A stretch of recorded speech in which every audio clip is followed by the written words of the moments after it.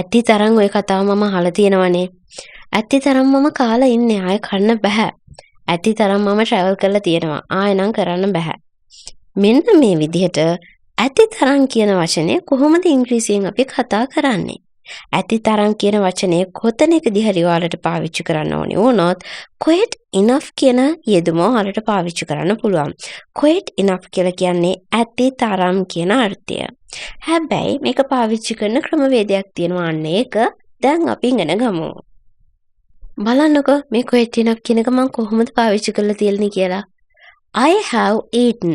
මම කාලා තියෙනවා. quite enough. ඇති තරම්. මම ඇති තරම් කාලා තියෙනවා කියන අර්ථය. දැන් අපි යම්කිසි දෙයක් කරලා තියෙනවා නම් මීට කලින් අන්න ඒ දේ ගැන කතා කරන්නනේ අපි කියන්නේ. කරලා තියෙනවා ඇති තරම්, කාලා තියෙනවා ඇති තරම්, බලලා තියෙනවා ඇති තරම්. මෙම කරපු දේවල් ගැන කතා කරන්නේ.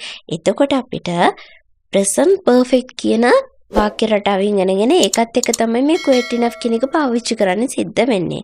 ඒක නිසා ඔයාලට present perfect කියන කිසිම අවබෝධයක් නැත්නම් ප්‍රශ්නයක් නැහැ. උඩ තියෙන link එක click කරන්න. මෙතනදිම ටක් ගාලා ඒ පාඩම ඉගෙන ගන්න. ඊට පස්සේ බලන්න මේ quite enough කියන එක. හරි. I have eaten quite enough කියලා කියන්නේ මම ඇතිතරම් කාලා ඉන්නේ කියන එක.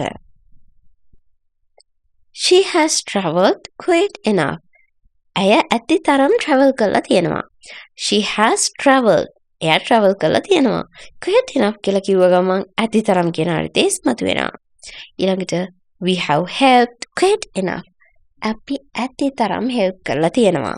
දැන් අපි මේ quite enough කියන එක පොට දිග වාක්‍ය වලට දාලා බලමු. I have seen quite enough of this movie. මම මේ movie එක ඇතිතරම් බලලා තියෙනවා. I have seen කියලා කියන්නේ මම බලලා තියෙනවා. quite enough කියලා කියන්නේ ඇතිතරම්. of this movie කියලා කියන්නේ මේ movie එක. ඇයි මේ of this කියලා පාවිච්චි කරේ? of කියන එකේ අර්ථය ඒකේ පාවිච්චි කරන හැටි ගැන ඔයාලට ඉගෙන ගන්න පුළුවන්. මේ උඩ තියෙන link එක click කරලා බලන්න පාඩම. ඊළඟට I have eaten quite enough of this food. මම මේ කියන්නේ එක ඇතිතරම් කාලා තියෙනවා. I have eaten කියලා කියන්නේ මං කාලා තියෙනවා. quite enough කියලා කියන්නේ ඇතිතරම්. of this food කියලා කියන්නේ මේ කෑම එක. I have heard quite enough of this story. No need to listen again and again.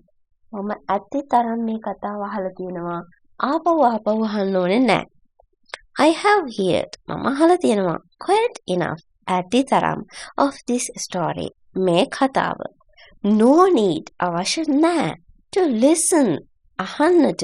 again and again. ආපහු.